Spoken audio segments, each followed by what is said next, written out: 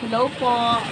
Mag-unbox po tayo ng parcel na kakarating lang from Shopee.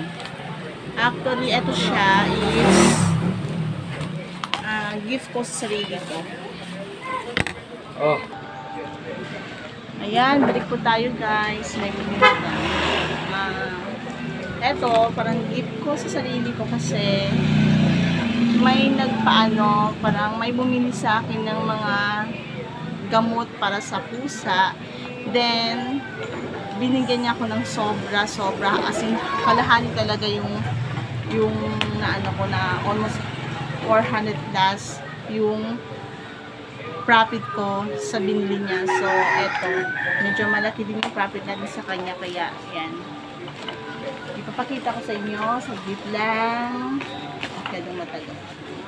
Matagal ko na kasi itong gustong bilhin. Ganito. Kaso lang, syempre, hindi tayo basta-basta bibili ng ano, wala tayong naipon. Diba?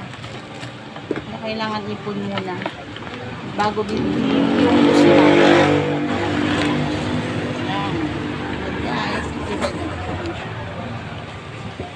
excited ako guys. Excited, sobrang excited. Ay! Ayan. Tingnan ang mukha. Oh, so cute. Ang saya niya guys. Tingnan nyo. Sobrang saya niya.